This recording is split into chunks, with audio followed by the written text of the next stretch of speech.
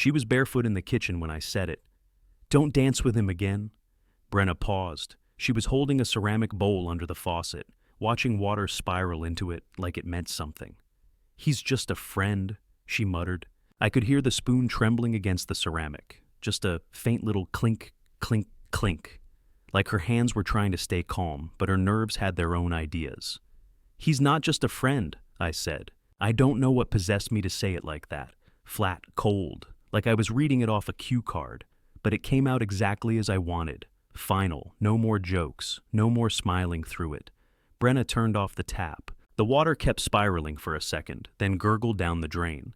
"You know how insane you sound right now?" she asked. I didn't answer. She wanted me to argue, to escalate, to start the fire so she could play the victim when it burned down. But I just stood there, watching. She dried her hands slowly, with the same towel I'd used earlier to clean cat vomit off the couch. She didn't know that, but I did. And for some reason, it felt like justice. "You're being dramatic," she said, folding the towel too neatly. "No," I said. "I'm being honest." There was a silence, not the kind that makes room for peace, but the kind that wraps around your neck and waits. Then she laughed, quietly, not out of humor, out of disbelief.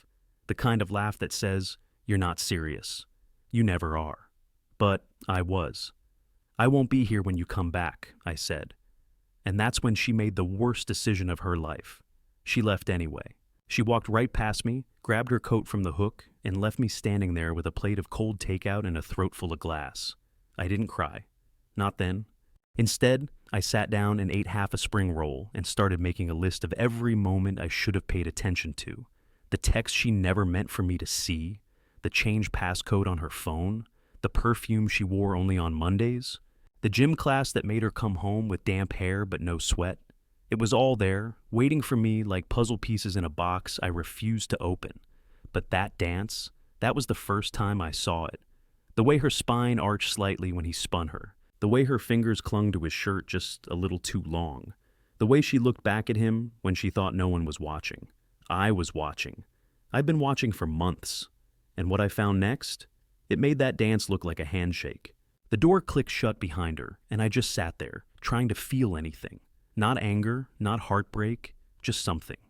Instead, it was like a quiet, colorless fog had taken over everything inside me. The spring roll on my plate was still intact, uneaten. I stared at it for a long time. It stared back. My phone buzzed, once, twice, then stopped. I didn't need to check it to know it was her. Probably some bland message like, "Don't wait up," or worse, "You're being ridiculous." I let it vibrate itself into silence. I stood up and walked into the bedroom. Her side of the closet door was still ajar. Of course it was. One of those little things. She always left it open, half draped in her own chaos, like some romantic tornado passed through and tossed scarves across hangers. And I noticed something odd. Her black heels were gone.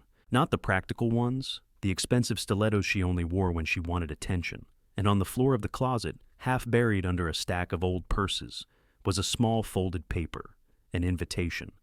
The one she claimed she lost last week. It was from him. Friends of the Foothills Spring Gala, hosted by Ellis Thorne. That name. I'd heard it before. She'd said it in passing, like it didn't matter. Just Ellis, like he was a houseplant or a coworker she barely spoke to. But the way she said it, soft, familiar, too familiar. Now here he was, throwing galas, inviting my wife, while I was left eating microwave rice and watching reruns of Antiques Roadshow. I don't know what got into me, but I snapped a picture of the invitation. Then I did something I hadn't done in years. I opened her laptop. We didn't snoop. That was our unspoken rule. We trusted each other. But tonight, something deeper than suspicion pulled at me. Something like certainty wrapped in denial. I opened her email. Her password hadn't changed. It was still the same combination of her grandma's birthday and our anniversary. I felt both proud and sick that I knew that. The inbox was mostly clean, almost too clean, but I knew what to do. I searched her trash folder. That's when I saw it. Dozens of emails. Some labeled meeting recap, others titled follow-up, all from Ellis Thorne, some innocent, some strange. But one stuck out like a fracture on an X-ray. Subject line, still thinking about last Friday. No attachments, no message preview. Just that. I opened it. It was short, barely a sentence, but it hit like a wrecking ball through drywall. "You looked incredible in that green dress. I haven't stopped picturing it." And her reply? "You make it too easy to blush. Waste us same time next week." I sat there, blinking at the screen like maybe it would change. Maybe if I stared long enough, the universe would autocorrect this nightmare into something logical. But no, it was all there. The late board meetings, the missed calls, the way she laughed off my concerns like I was just some clingy, outdated appliance she hadn't unplugged yet. She was dancing with him all right, but the music had started long before the gala, and I'd been deaf to it. The front door opened. She was back. I closed the laptop and stood still in the hallway as she walked in, cheeks rosy from the cold, or maybe from him. She slipped off her coat and smiled at me like everything was fine. "What?" she said, catching my expression. I shook my head. "Nothing." She walked past me, humming something under her breath, some happy little tune I didn't recognize. Then, over her shoulder, she added lightly, "You saw something that wasn't there, you know?" And that's when I realized something even worse than the betrayal. She wasn't sorry. She thought I was still stupid enough to believe her. I didn't sleep that night. Not really. I just lay there in bed beside her, pretending to breathe normally, pretending I wasn't staring at the ceiling like it owed me answers. Every few minutes she would shift slightly, just enough for her perfume to drift over the sheets. It used to be comforting. Now it felt like poison in a pretty bottle. At some point around 3:40 a.m., she mumbled something in her sleep. I couldn't make it out. Might have been Ellis, or maybe it was just nonsense. But my heart decided it was Ellis, and once that happened, it didn't matter what the truth was. My brain had already turned the key and opened the basement door I'd been avoiding. The next morning, she made pancakes. She never made pancakes. There they were, steaming on the plate like a bribe. Blueberries folded in like she remembered that one time I mentioned liking them, 5 years ago. She poured my coffee, smiled too easily, and started talking about some upcoming meeting at work. Her voice was syrupy, like she was auditioning for a toothpaste commercial. I just watched her, saying almost nothing, and something dawned on me. She's been practicing the lie. This version of her, sweet, composed, glowing with fake affection, wasn't her being herself. It was her rehearsing being a wife again, like a role she forgot how to play, and now she's winging it. That's when I knew. She thought she was smarter than me. She thought I hadn't seen the email, or worse, she thought I saw it and still didn't have the guts to confront her. And maybe she was right. Maybe I didn't, not yet. But I needed more. Not to prove it to anyone else, there's no jury here, but to prove it to myself. That I wasn't just paranoid, that I wasn't just some fragile, insecure guy unraveling over nothing. So I did what weak men do when they're desperate. I started watching. Quietly, obsessively. I became a passenger in my own house, taking mental snapshots of every odd glance, every half-muttered phone call, every time she left the room to grab something but came back texting. She had changed her passcode 2 weeks ago. I didn't ask why, I just noticed. I started timing her drives. She said it took 15 minutes to get to work. That was true. But last Thursday she took 47 minutes to come home. I tracked it. I literally sat on the couch watching the clock like a psycho, while Turnip the cat stared at me from the windowsill, judging me. When she finally walked in, hair tousled, eyes bright, voice high, I said nothing.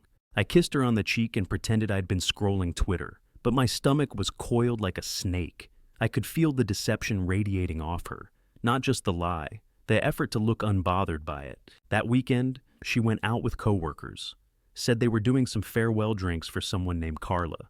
I didn't ask questions. I said, "Have fun," and gave her space. Then I followed her. Yes, I know how that sounds. Yes, it's pathetic. But I wasn't trying to catch her in some Hollywood cheating scene. I wasn't expecting her to be kissing him in the rain under neon lights. I just wanted to see. For myself. Just to end the torment of maybe. She didn't go downtown. Not to the pub she mentioned. She drove out to the lake. It's a place we used to go when we first dated. There's a little side road that overlooks the water, and people sometimes park there to watch the sun go down or smoke pot or cry. I parked a few cars back, far enough to be invisible. Her car sat there in the gravel for 7 minutes. Then another car pulled up. It was him. Ellis. I didn't need to see his face.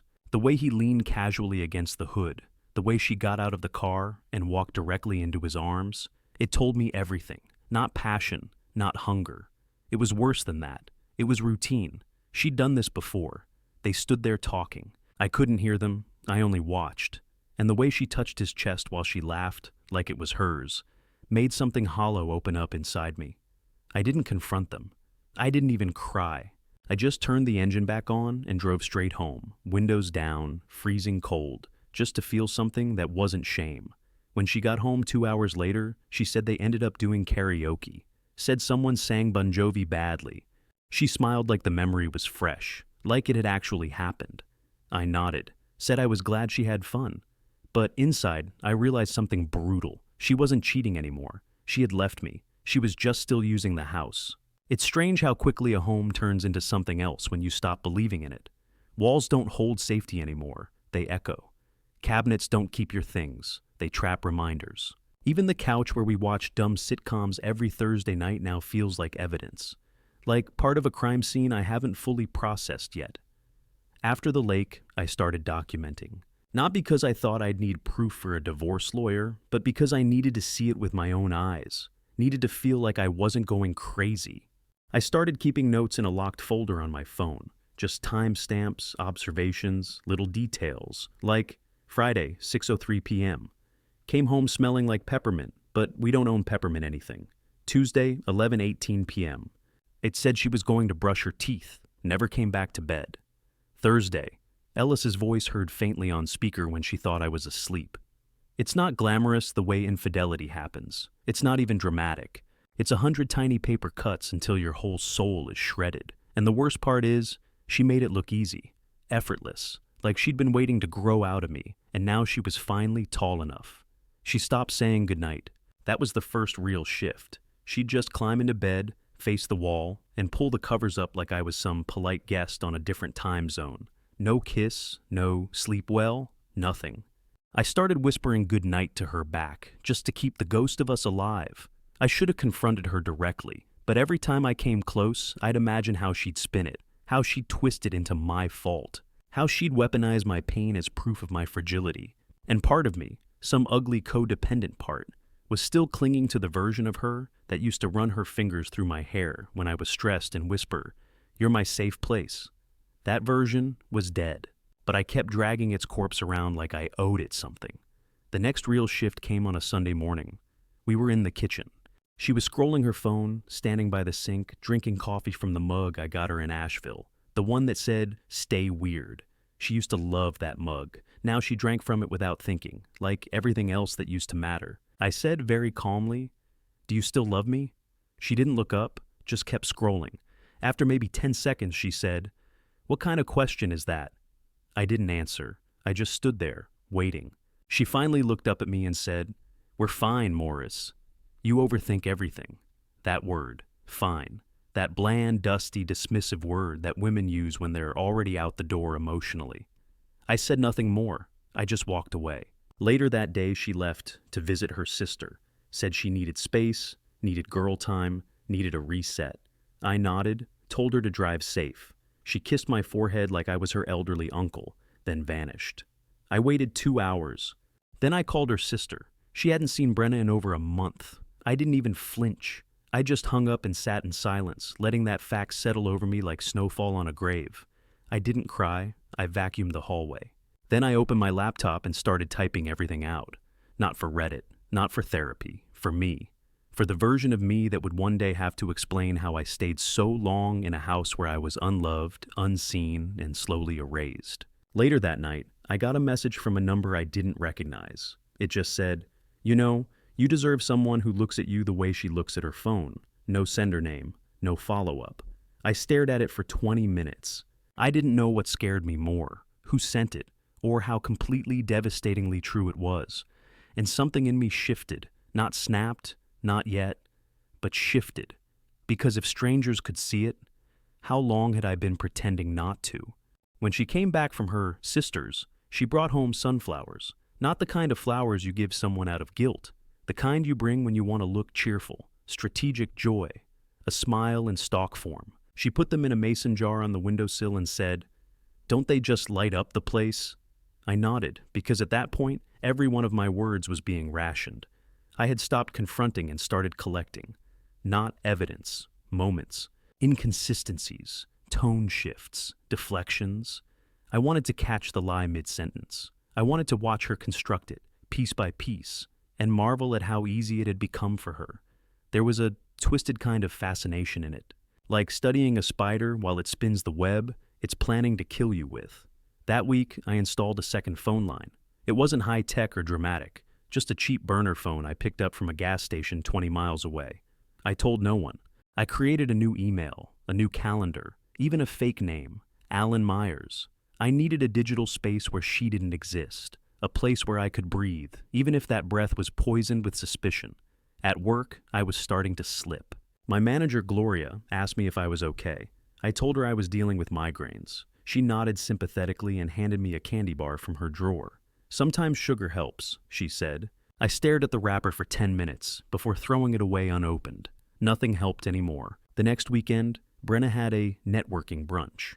These events were multiplying like weeds, always conveniently scheduled on days I was home, always vague in structure, and never open to partners. I asked her, "Do I know anyone who's going?" She replied, "Probably not. It's mostly industry folks." That was it. No names, no effort to build a fake cast. She'd stopped even pretending to lie well. So, I followed her again. This time, I did something different. I waited until she parked, then pulled my car around to a parallel lot and watched from behind polarized sunglasses. I was shaking, not from fear, but from anticipation. I had a camera app open on the burner phone. I wasn't going to post anything. I just wanted a frozen moment, a snapshot of the story I wasn't supposed to know. But something unexpected happened. She didn't meet Ellis. She met someone else, a woman. Tall, sharply dressed, with red hair coiled into a bun like a question mark. They didn't hug. They didn't even smile. Brenna handed her something, a flash drive maybe, and the woman nodded, then walked off briskly. No brunch, no chit-chat. Just that silent transaction under a gray sky. I sat there stunned, confused. Betrayal has a shape in your head.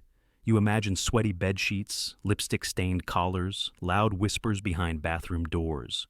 You don't imagine this. You don't imagine flash drives in public lots exchanged like state secrets.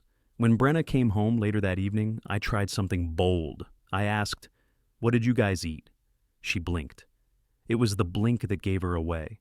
She said, avocado toast and mimosas." "Nice," I said. "Who picked the place?" Another pause, fractional. But there. "Elise," she said, "my coworker." Her eyes were calm, her body language smooth, but the pauses, those were new. She hadn't rehearsed this. She didn't expect me to ask. And for the first time in weeks, I realized something strange and dangerous. I was scaring her. Not with anger, I wasn't yelling, I wasn't threatening, but with something worse, with awareness. She didn't know how much I knew, and that made her unstable. Later that night, while she showered, I opened her nightstand drawer. Inside were 4 things. A book of poetry she pretended to hate when I read it. A gold necklace I hadn't seen in over a year. A receipt from a hotel in Ravenwood, dated 3 Thursdays ago. A folded note, barely the size of a playing card, with a scribble in unfamiliar handwriting. It read, "Don't leave him yet. Not until we're sure." My blood turned to ice, not just because of what it said, but because she had kept it, on her side of the bed, as if daring me to find it. I sat on the edge of the mattress for almost an hour, holding that note like it was made of glass. My ears were ringing. My thoughts weren't coherent. I just kept hearing one sentence loop in my head over and over. Not until we're sure. Sure of what? That I'd crack? That I'd leave on my own so they didn't have to dirty their hands? That I'd disappear so she could keep the house and the cat and the social media accounts? I didn't confront her that night. I crawled into bed, said nothing, and stared at the ceiling again. But this time, I wasn't wondering if she was betraying me. I was wondering how long she'd been planning it. The thing no one tells you about betrayal is how quiet it gets. Not at first. At first, it's chaos. It's sirens in your skull. It's glass shattering behind your eyes every time they speak. But then, after the last lie cracks open and the truth just sits there, rotting in the air, you start to feel nothing. Not rage, not heartbreak, just a dense, heavy stillness. like someone filled your lungs with wet cement. That's where I was now. After I found the note, the one tucked inside her nightstand, practically humming with intent, I didn't feel like confronting her.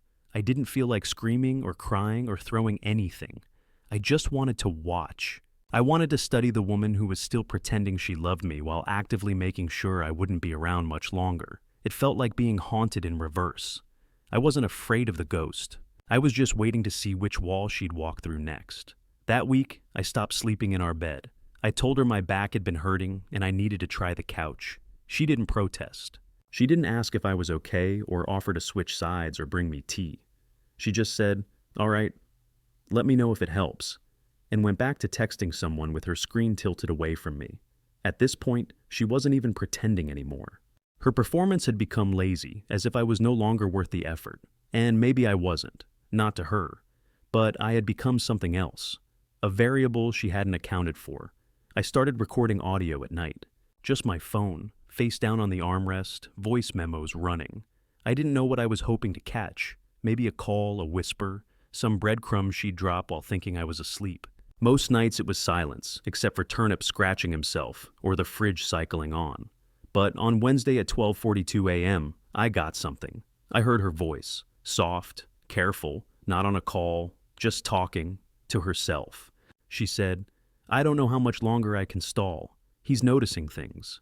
Then silence for a few seconds, followed by, "Maybe next week, I'll start leaving things out." I replayed that clip 10 times, fingers trembling. Start leaving things out. What did that mean? Clothes, clues, the truth? Or was she talking about me, like I was an object she could slowly move out of frame? The next morning, she made breakfast. Toast, eggs, sliced fruit, laid out like a hotel buffet on a random Thursday. I sat across from her at the table, forcing myself to chew, and studied the way she smiled. Just a little too wide, a little too long. She was rehearsing something, and it hit me like a freight train. She wasn't just planning to leave, she was rehearsing my exit. You could see it in the subtleties, the way she started cleaning my spaces, my shelf in the bathroom, my side of the garage.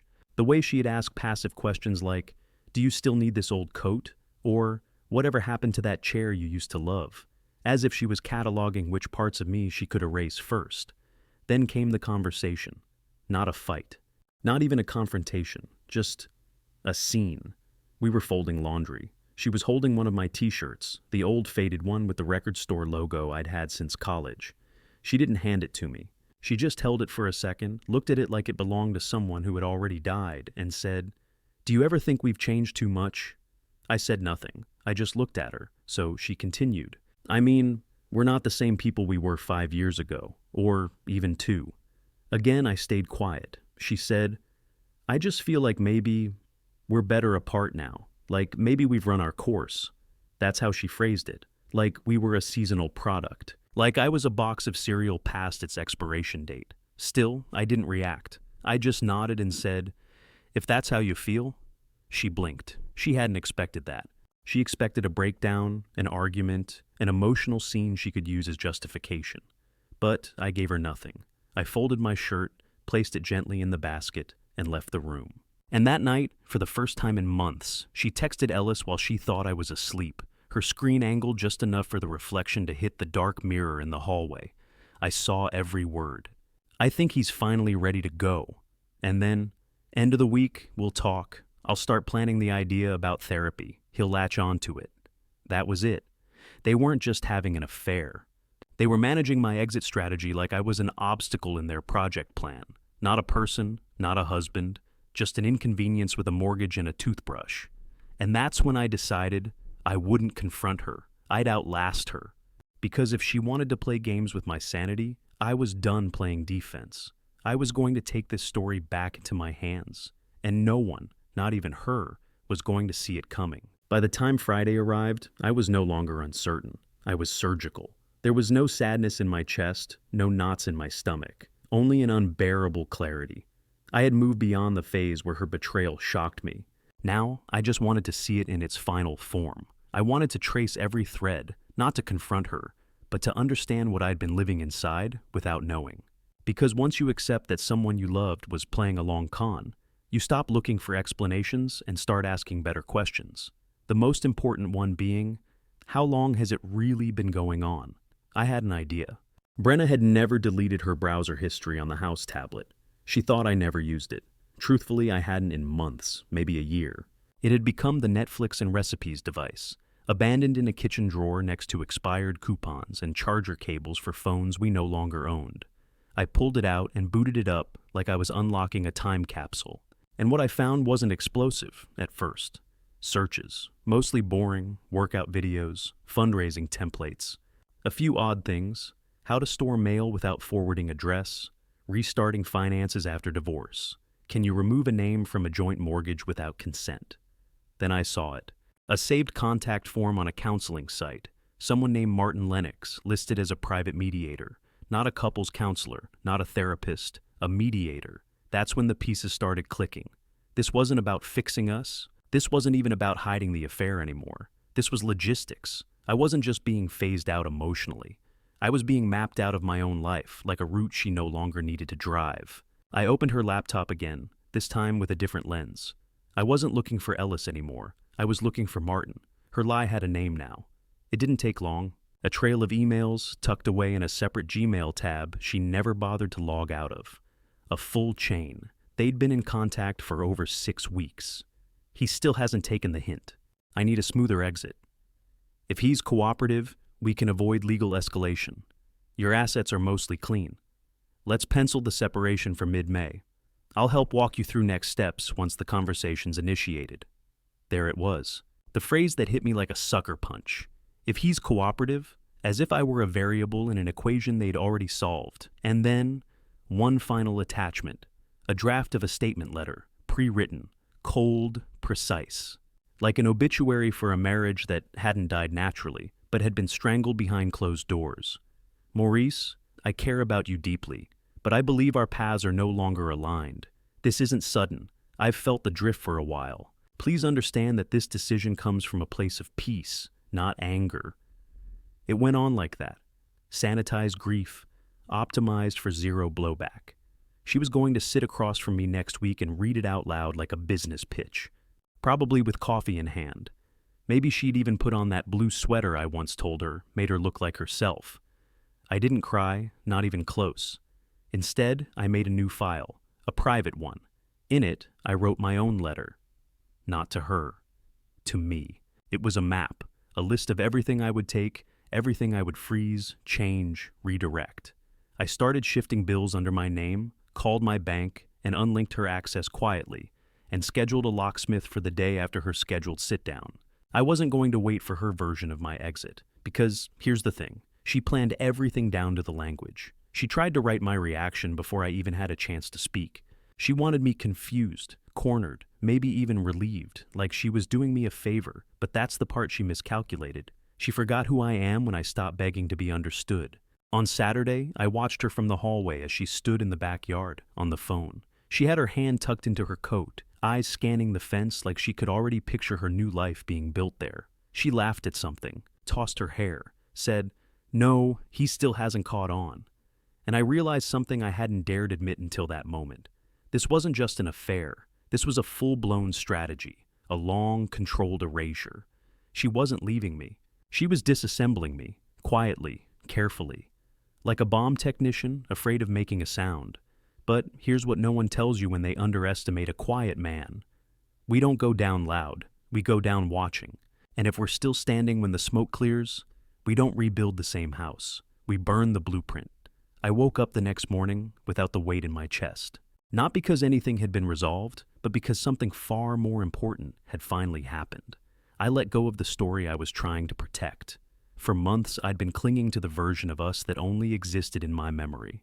A place where Brenna was still the woman who whispered secrets into my collarbone. A place where I was still enough for her. I had wrapped that story in caution tape, walked around it carefully, tried not to disturb it. But now I was done protecting fiction. So I got up, made a cup of coffee, and started preparing for my departure. Not hers, mine. By Tuesday, my bag was packed. I'd already secured a temporary rental 2 towns over, found a lawyer who didn't look at me like I was pathetic, and even updated my mailing address. I canceled my name from the shared utilities, transferred my accounts, and wrote a letter that would sit on the kitchen counter waiting for her. It wasn't angry, it wasn't cruel, it was precise, honest, final. You spent a lot of time planning how to get rid of me. I spent the last week planning how not to need you. I'm not going to fight over the furniture, the photos, or the past. Keep what helps you sleep. You stopped being my wife a long time ago. This is just the paperwork catching up. Take care of yourself, Brenna. This is me leaving before you try to do it for me. I didn't slam any doors. I didn't take anything out of spite. I left the house cleaner than I'd found it, left Turnip with her. He always liked her better anyway, and drove away without music playing, windows half down, sun leaking in through the windshield. That first night alone in the rental was quiet. Too quiet. The air smelled like fresh paint and carpet glue. But there was no weight in my chest. No clock watching, no pretending. Just space. Space for me. I started going on walks again. Not the kind where your feet are chasing your thoughts, but the kind where you let your thoughts finally breathe. I started cooking for one without apology. I started sleeping through the night without checking if someone else was still lying. And slowly in pieces, I came back to myself. 3 weeks later, I bumped into Gloria, my manager, at the grocery store. She was in sweatpants, holding 2 bags of kettle chips and a bottle of wine. "Jesus, you look better," she said, blinking. I laughed. "Yeah, turns out migraines go away when you leave the building that causes them."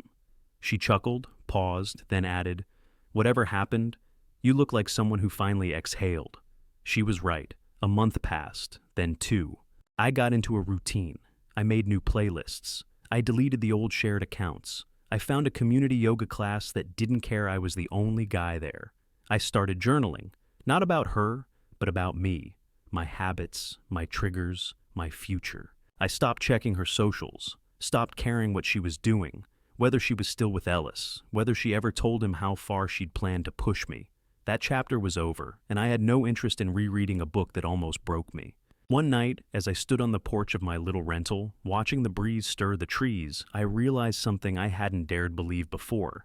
I was happy, not in a movie ending kind of way, not loudly, not in a posted on Instagram kind of way, but quietly, steadily, honestly. I had survived her leaving me before she left. I had rebuilt a life from the ruins she left behind. And in doing that, I found something I thought I'd lost in all the noise. Peace. And it was louder than the break ever was.